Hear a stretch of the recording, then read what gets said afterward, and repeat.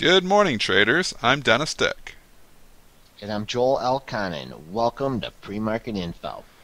Market is flat here this morning, 1505.25, but we have been trading in this channel for the better part of 2 weeks here. Every time we get down to the low 1490s, we bounce. Every time we get up into the 1510 area, we sell back off. This channel is very well defined.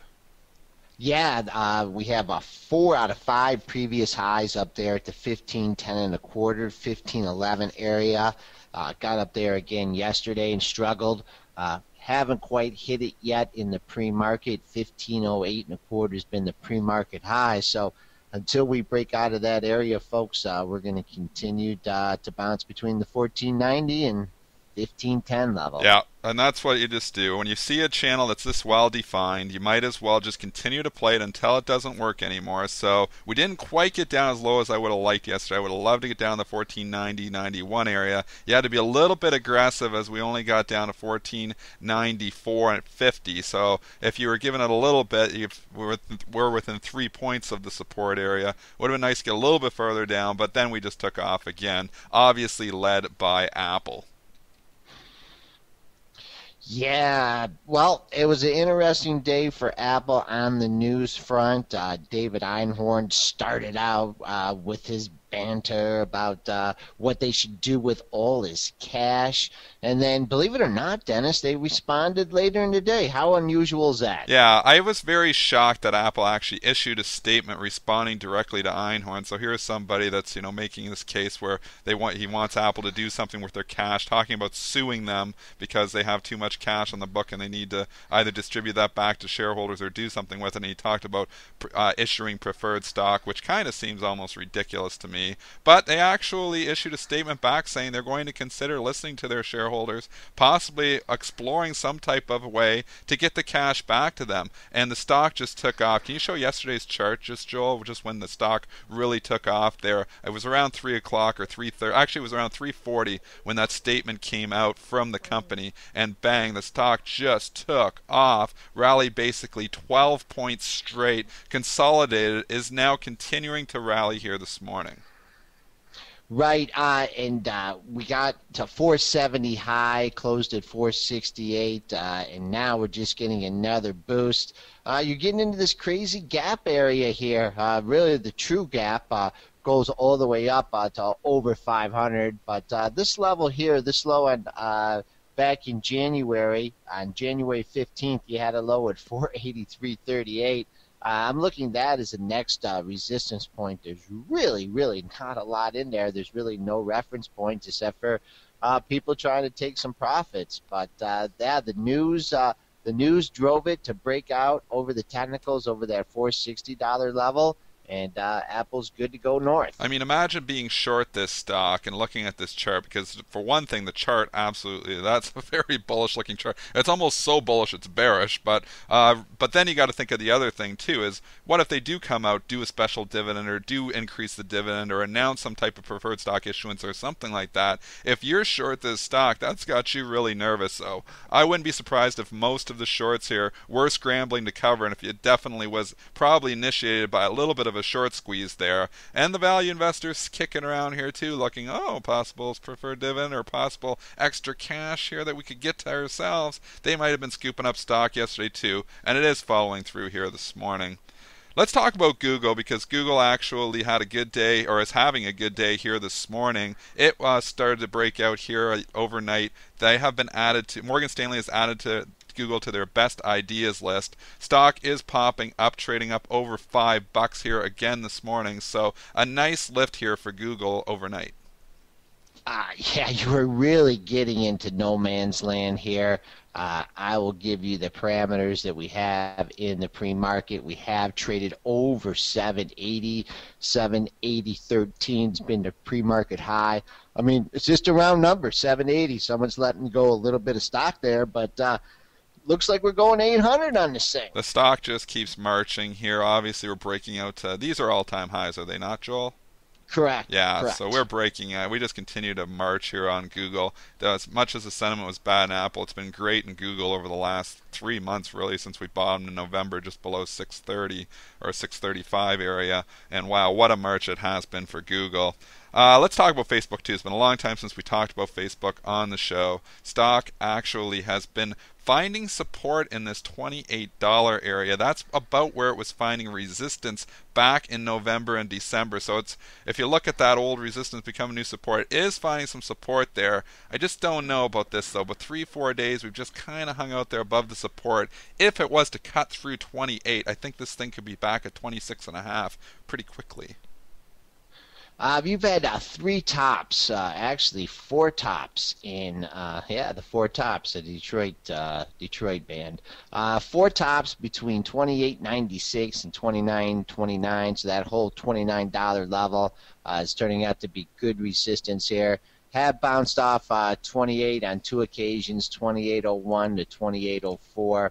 Were the lows that you had back on the 5th and the 6th, and also you had a low at 28.01. So a lot of support there, trading between 28 and 29.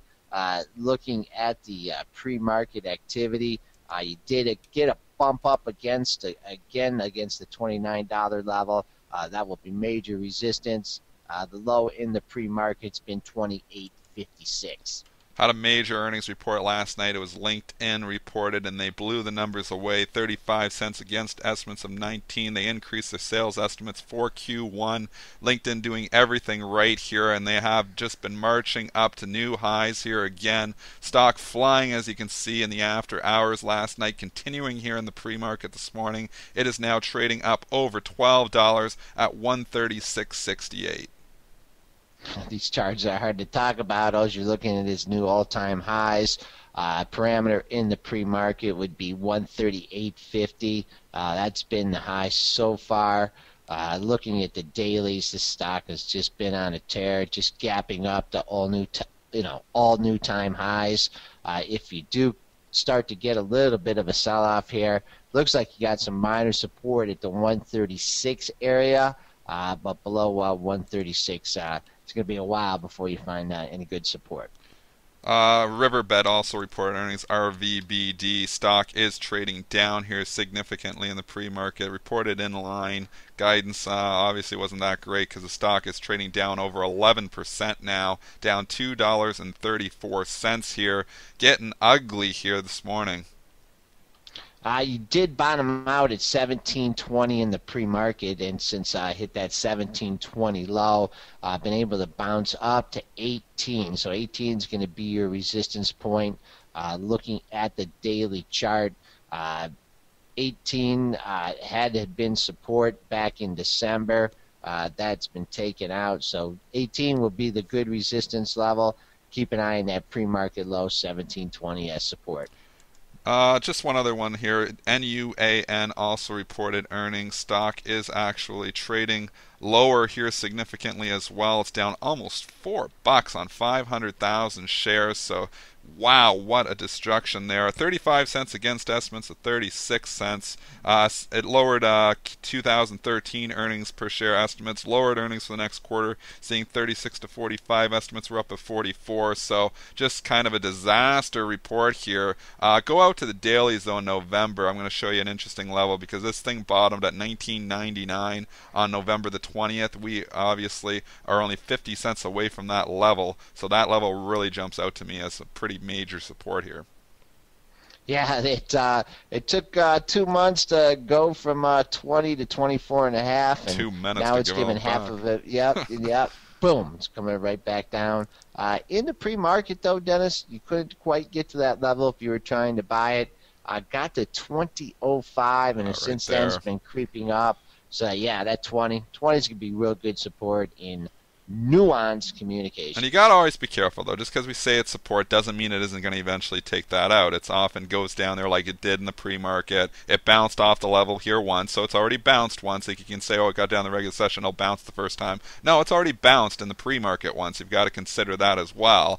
Obviously, in the regular session, we think it'll give some support there, but it starts cutting through 1980, 1975. You got to usually let it go because it's just support is okay sometimes to get a bounce off of, but sometimes it cuts through it, and you get other traders that are playing the same trade, and then they start to wash out, and it can actually get ugly. So you always have to be so careful. Support and resistance obviously are just trading ideas where we think there's potential for the stock to turn at these points, but it doesn't always materialize. So you always want to be careful on these new stocks because they can follow through, but $20 level does jump out to me as a pretty critical you number. can define support two different ways. There's support to to cover a short, where you're locking in some profits, and then some support to obviously initiate a long.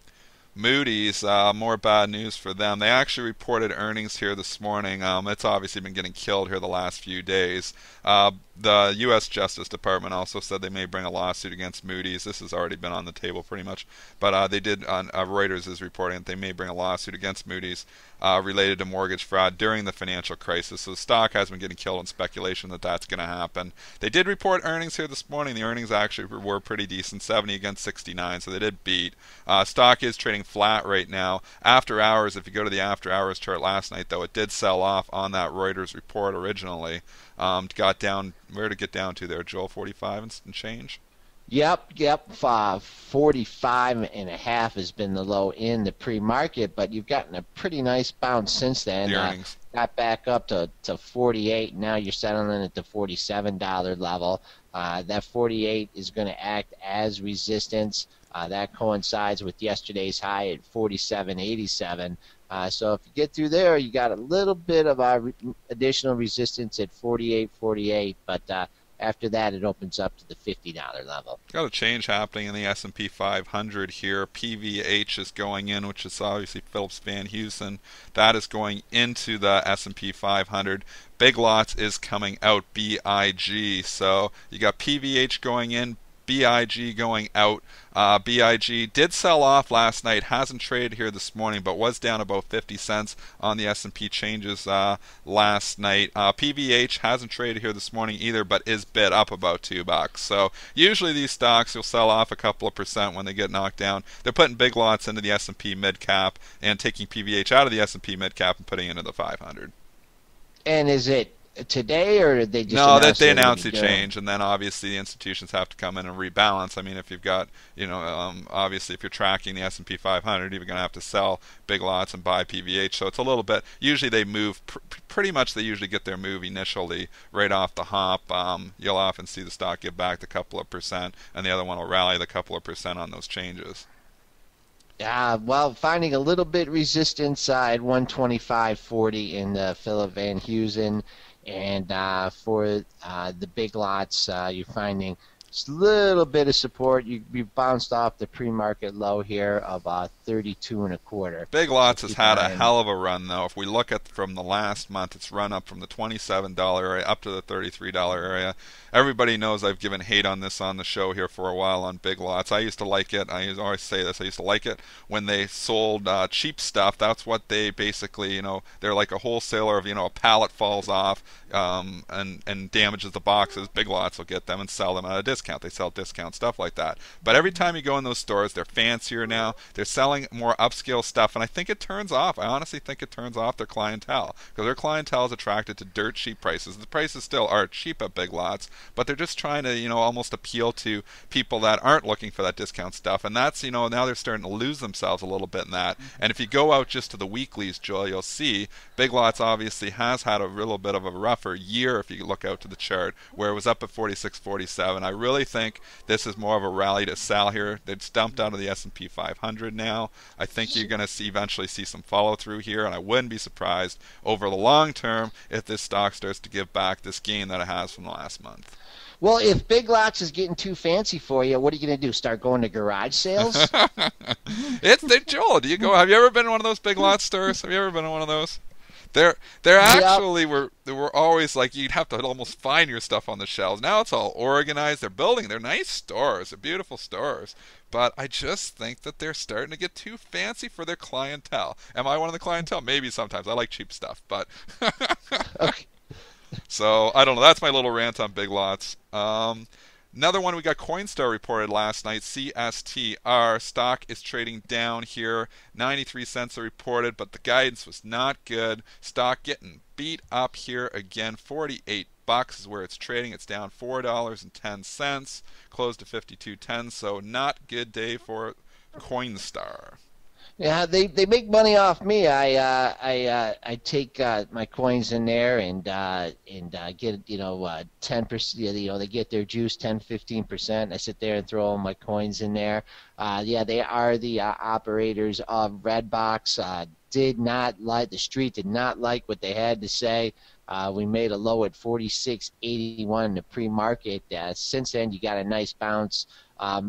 Did get back over 49 to 49 and a quarter. That will be your resistance. A lot of consolidation here around the $48 level. I think if you can hold 48, you might have a chance to recoup some of that huge down move that you had after the earnings were announced. Looking at the dailies here. That number jumps out, Joel. That 46.81 where it got to in the pre-market is a 46.83 low right there on the 14th. So wow, that's kissing it almost right on the button is where it bounced right off of that old low. Man, when you see those old lows, it's a low of the last 3 months, and it gets down there to that level. A lot of times they will bounce at those levels, and that's exactly what happened here during the after-hours session. Wow. Let's move on. McDonald's actually reported same-store comp sales. Global sales were down 1.9% for January, which was a disappointment. But bring up the pre-market chart because we got an interesting one here. It traded down significantly here on the report. Got down. How low did that? That's got to be a bad tick. Did it really get down to, where is that? 92? It says 92.73. I don't know if it got that low. Maybe just a couple hundred shares or something printed down there. But it was trading into the 93 handle, which would have put it down 80 cents. Since then, it's mounted a rally. It's been climbing up. This was reported probably around, I'd say just before 8 o'clock this morning. Now 8:30. So it is mounting a bit of a rally here, and it's actually flat now. 94.60 is where we're trading on McDonald's. So it has come back since it bottomed there after that report. Yeah, I'd really like this 94.45 level as a swing level. You did have 3 lows at that area on Monday, Tuesday, and Wednesday. You did cut through it yesterday. You got to 94.07, but you were able to recover and settle at 94.63. So I think you hold 94.5 on this. You got a chance to get back up, and sure there'll be sellers stacked up at 95 even. 95.06 was yesterday's high. But if you can't hold this 94.5 level, I think we get right back down to that 94, 94.07, as I mentioned, was the low yesterday. And then you had a low on the 29th at 94.05. So pretty defined range in Mickey D's today. You want to talk about poor relative strength? Bring up a chart of IBM. This stock, and you were talking about it before, if it cut through that 202, 203 area, you were looking at this as a potential short. Obviously went ex-dividends, so that knocked a buck out of it, so that helped it a bit. But stock had a terrible day yesterday before recovering a bit. It is in that gap area you were talking about before. Obviously we gapped up. Was that the earnings? I think it was the earnings that we gapped up on. Yes, it was. And now we are filling that gap. There's just not much in here until you get down to that 195, 196 area. And 196 I guess was the top of the range there the day before we gapped up. Yep.